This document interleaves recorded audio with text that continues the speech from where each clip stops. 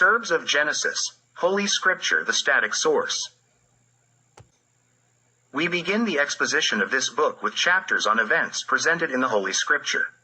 The time before these events, titled Serbian Roots, is presented later, in another place, although according to the chronological order, this part should come first.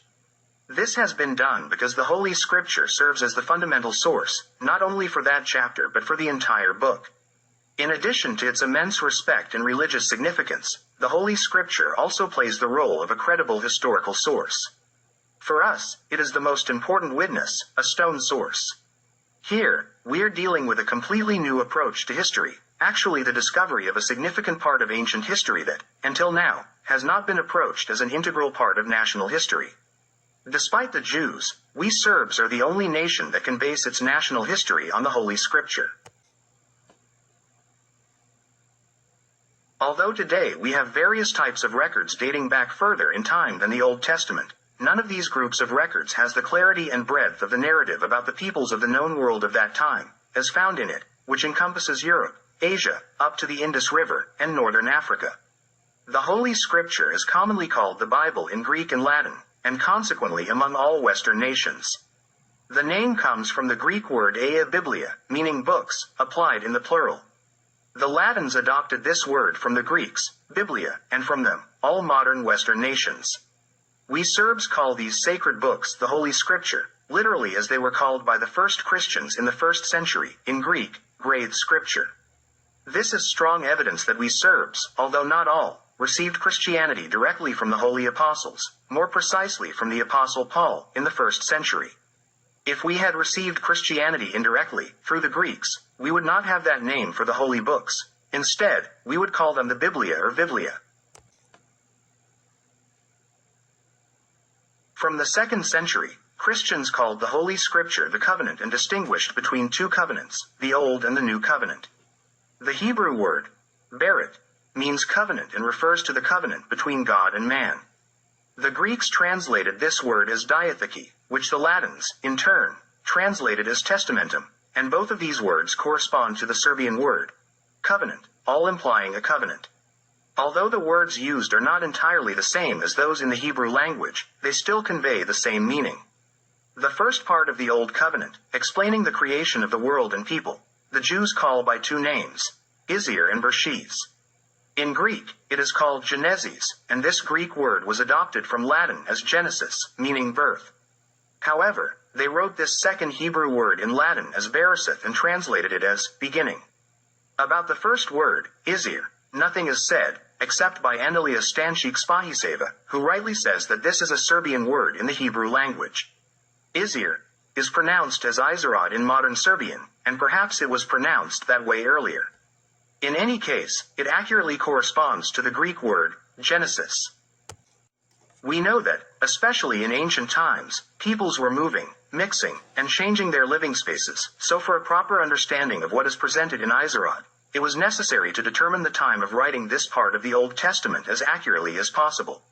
The known exodus of the Jews from Egypt occurred in 1264-1260 BCE, and the beginning of the conquest of Palestine in 1230-1225 BCE, 12th century BCE. This was also the time of the publication of Moses' laws and the beginning of the Old Covenant. There was a considerable period of oral tradition before the writing of the Old Testament began.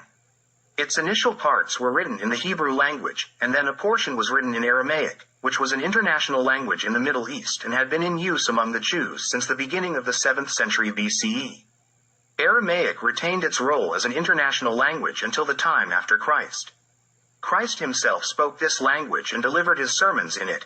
According to Olbray, the Aramaic language originated from a dialect of West Semitic spoken in northern Mesopotamia at the beginning of the 2nd millennium BCE. However, its name comes from Aram, the region in northern Mesopotamia after which Syria was called Aram.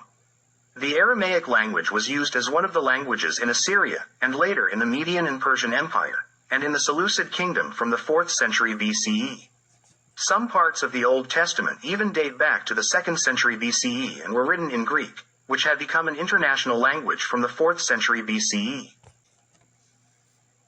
The New Testament was entirely written in Greek and translated from it into other languages. The Old Testament was translated into Greek in Alexandria in 277 BCE, during the rule of King Ptolemy II Lagic. This translation is known in the West as the Septuagint, because it is commonly believed that 70 translators independently worked on it. However, it is accurate that there were 72 translators. Therefore, instead of Septuagint, we use the term translation of the 72. This translation is simultaneously the best and most complete translation of the Old Testament. Both testaments were translated into Latin by a Serb, Sophronius Jerome, the renowned Saint Jerome, in 382-385 CE. This translation is known as Vulgate and has served as the official Bible of the Vatican Church since then. The term Vulgate in Latin means common or widespread. When translating the Old Testament, Jerome mainly relied on the translation 72. In the academic world, it is considered that the Jews incorporated some of the laws introduced in the Old Testament from the inhabitants of Canaan, whom they encountered when taking possession of Palestine, including, perhaps, 10 of the commandments of God. The part of the Old Testament called Izarod, and the tradition of the flood were taken from Assyria. Knowledge of the spatial distribution of peoples or tribes in Europe and Asia Minor could only come from Assyria, as the Jews had no significant contacts with a larger number of them. Although Izarod cannot be taken as history in the true sense of the word, it is a collection of stories that, along with other knowledge, allow us to create a historical whole. The approach to the ethnography of Izarod, by the majority of scriptural scholars, has mainly been conducted in a simple and straightforward manner, as is still done by most contemporary writers. A literal interpretation is practiced, such as, that each of the mentioned nations had a progenitor with the same name from whom the entire nation descended, that the three named sons of Noah, Sem, Ham, and Japheth, represent the division into three racial groups, and that the lifespan of each progenitor, given in the Jewish chronology, marks the beginning of the existence of the respective nation. Adhering to these predetermined approaches, it was not really possible to understand everything written in Izarod or connect the dots. Therefore, except for a few stronger scientists, most have struggled to interpret Izarod. None of the mentioned understandings and approaches are sustainable or accurate. First of all, the three sons of Noah, Sem, Ham, and Japheth, do not signify the division of humanity into three races, as there are more than three human races, and the races among the descendants of these three representatives are mixed. The descendants of Ham include three races, those of Japheth also three, and among the descendants of Sem, certainly two, and perhaps 3 or 4 races.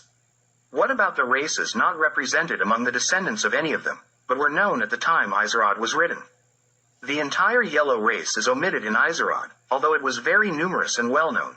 Second, the nations mentioned in Izarod did not emerge from the so-called progenitors, nor did they derive their names from them. Rather, the names of progenitors were created from the names of already existing nations. When discussing progenitors, one is, in fact, talking about nations, indirectly and figuratively. The lifespan of each progenitor, given in Jewish chronology, is too late, as all major historical nations were well known much earlier.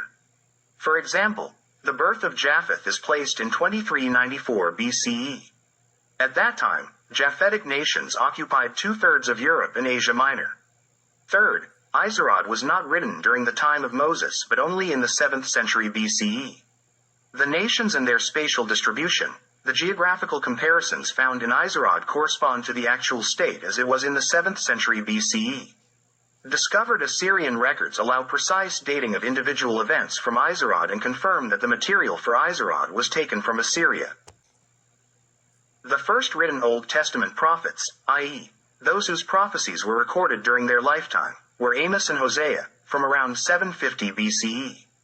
George Smith mentions in his chronicle the discovery of the Book of the Law in 621 BCE.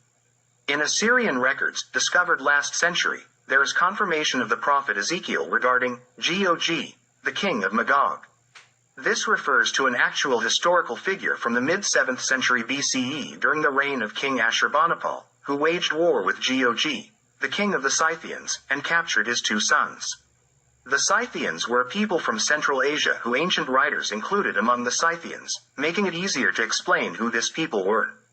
As for whether this king was called Gog or Gogol, that is a separate question. The Scythians were also called Mesajte or Messagte, and Ezekiel derived the name Magog from the region of Masa Geti, the area from which they came. Another important fact is that Izarod discusses nations according to their geographical distribution and not based on their kinship, proximity, or non-kinship. Even less is it based on alleged racial affiliation. This means that the same nation is mentioned under multiple names in different lands, and nations of completely different origins are presented as relatives simply because they are neighbors or mixed in certain areas. In the case of the depiction of Narod and his deeds, he is shown once as having Cush as his ancestry and another time as having Sem as his ancestry. Similarly, 3 peoples are named Havilah, one in the land of Semites, another in the land of Hamites, and a third in the land of Japhetites. This leads to the conclusion that Havilahs are simultaneously Semites, Hamites, and Japhetites. Additionally, we find different meanings for Cush. In further discussion, we will address each of these unclear and contradictory facts. Regarding the Serbs, they are Japhetites in Izarod. In fact, Japhet represents the Serbs. However, the Serbs are also found among the Hamites and among the Semites, completely undermining the theory of racial division of these 3 groups of peoples.